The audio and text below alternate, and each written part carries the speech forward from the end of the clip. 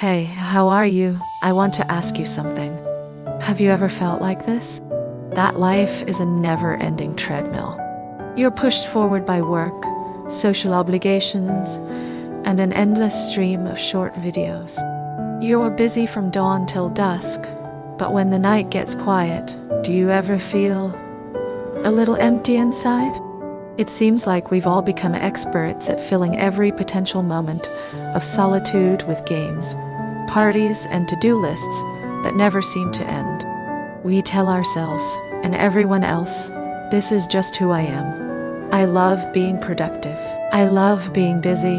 I love this life. Let's be honest with ourselves for a moment. Are you truly in love with the running? Or are you just afraid to stop? Because the moment things get quiet, that vague sense of irritation, that anxiety, and that deeply hidden pain, they show up like a mob of uninvited guests, instantly crowding your heart. So today, I want to let you in on a secret about our personality. Often, the labels we stick on ourselves, like I'm a perfectionist, or oh, I'm a people pleaser, I just hate conflict, or I'm a natural born loner, I just do my own thing. These might not be the real you at all. On the contrary, they are an incredibly sophisticated inner fortress that you, without even realizing it, have built brick by brick.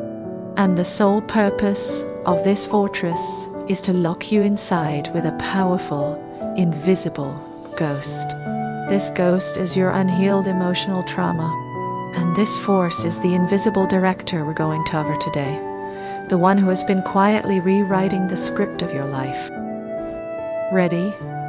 Let's embark on this thrilling journey of inner exploration together. The first thing we need to do is see this ghost for what it is, then tear down this fortress with our own hands, and finally, take back the life script that truly belongs to you. Alright, the first stop on our journey is to get formally acquainted with this ghost. To make it less mysterious and scary, let's give it a nickname. Let's call it the grumpy little monster. Inside, every one of us lives a grumpy little monster. This monster feeds on all of your past, undigested painful emotions. Maybe it was a childhood grievance, an embarrassing moment in public, or even a devastating heartbreak. These intense emotions never actually disappear. They just balled up together, forming an energy sphere lying dormant inside you. Some psychologists call this the pain body. This little monster is usually very quiet, spending most of its time asleep. But the moment there's the slightest disturbance in your life, a casual critique from your boss, an impatient glance from your partner, it's instantly activated. It jolts awake from its slumber, leaps out in a rage and hijacks your brain. In that moment, you don't feel angry. You are anger itself. You don't think, I'm experiencing sadness. You think, my life is a complete and utter wreck. And here's the craftiest part. It needs pain to survive. So when it's activated, it hijacks your thoughts, forcing you to replay sad memories on a loop or unconsciously provoke arguments. You might think you're just overthinking, but the truth is, the grumpy little monster is foraging.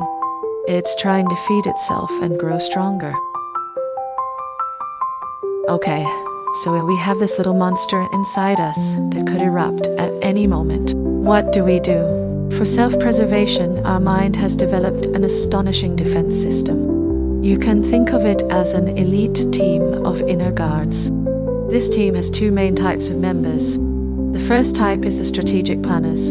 They are our forward-thinking risk managers, working tirelessly to control every aspect of life to avoid triggering our pain.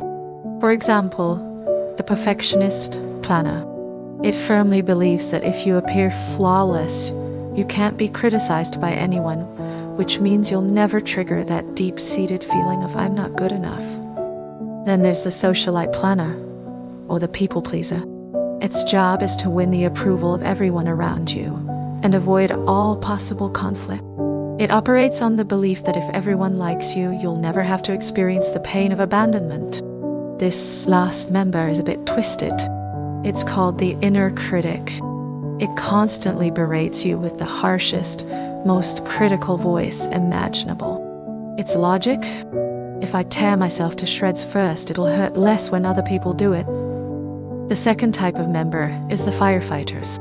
Their job is to rush in when the strategic planner's defenses are breached and pain is about to erupt.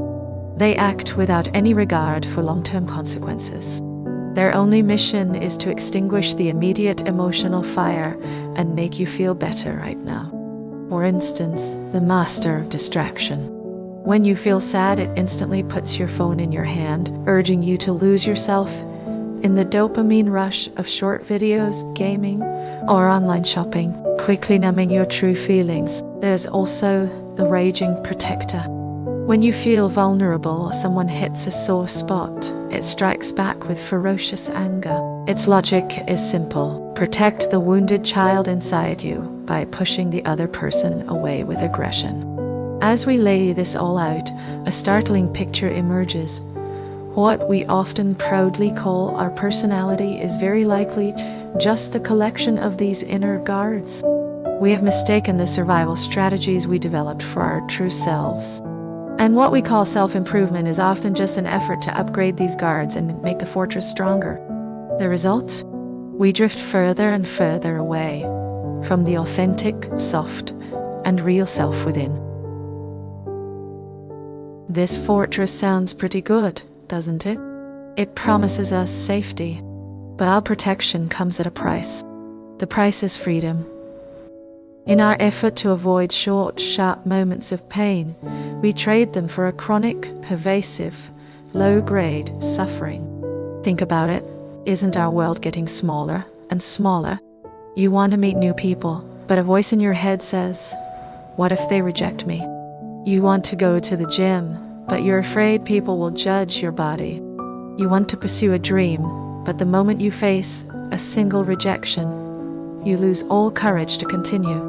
Our lives become confined to a tiny safe zone defined by fear. Life becomes a minefield where every step is taken with trepidation. Even worse, maintaining this inner fortress is incredibly draining. This explains why we often feel a strange sense of exhaustion. Even on a day when you've done nothing but scroll on your phone, you might feel completely wiped out by evening. That's because your internal system has been engaged in an invisible, high-intensity defensive war all day long. And so we live, carefully and cautiously, until one day we have a sudden realization. The force that has been running our lives was never love or dreams. It was fear.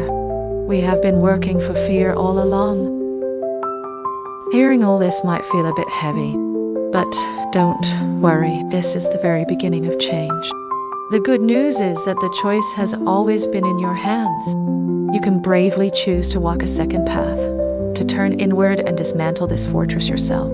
This requires courage, but even more, it requires wisdom. So, what follows is a compassionate escape map designed just for you. Step 1. Learn to watch the clouds, not become the cloud. What does this mean? It means practicing creating a little bit of space between your thoughts, your emotions, and the real you. Remember, you are not your anxiety. You are the one who is aware of the anxiety. How to do it? It's simple.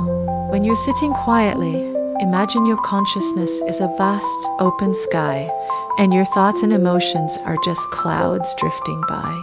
When a dark cloud named "I messed up" floats in, you don't have to chase it or get drenched by its rain. You simply watch it from within and gently label it.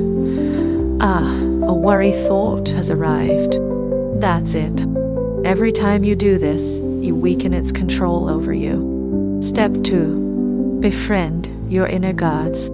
Remember the perfectionist and the inner critic? Your perfectionism, your people-pleasing, your procrastination, they're not your enemies. They are well-intentioned but outdated protectors. Now, it's time to try talking to them. How to do it? In your mind, find that perfectionist part of you that you both love and hate. Then say to it, "Hey, I see you. Thank you for working so hard all these years to protect me from criticism. You've really been through a lot. But now, I think we can try a different way. When you start to replace resistance with understanding and gratitude, these parts will slowly begin to relax. Step 3. Embrace the wounded child with compassion. Once your guards begin to trust you, they might grant you permission to visit the long-imprisoned, grumpy little monster that carries your original pain. You will discover that, in truth, it's just a hurt and frightened child. How to do it? When you feel that vulnerability and pain surface, try placing your hand gently over your heart. Feel the warmth of your palm. Then speak to that part of you, just as you would a dear friend. My love, I know this is really hard. It's okay that you feel so much pain right now. It's okay.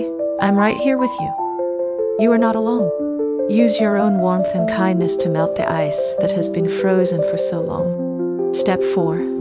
Live for your values outside the fortress. The ultimate goal of all this healing is to live freely.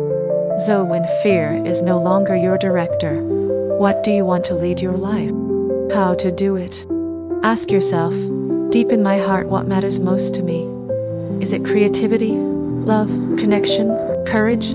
Then choose one tiny action that aligns with one of your values. For example, if your value is connection, commit to sending a text to an old friend you haven't spoken to in a while. When you prepare to act, feelings of anxiety might show up. That's okay. Take them with you. And no matter what, complete the action that is important to you. Every time you complete a small action like this, you are proving to your entire inner system, with facts, that even with fear, I can still live the life I want. And finally, I want to tell you that true freedom is not a world where you never feel pain again. True freedom is no longer being afraid of pain.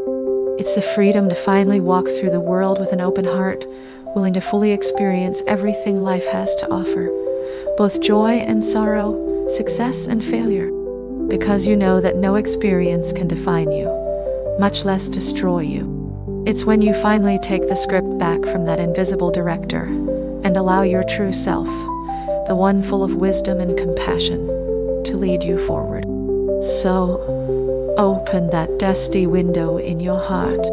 Let the fresh air and sunlight stream in. When you bravely step onto this path, you will be amazed to find that the things you once chased so desperately, inner peace, healthy relationships, true creativity, many of them will start to arrive naturally and unexpectedly at your side. Because when you finally stop running, the entire universe makes way for you.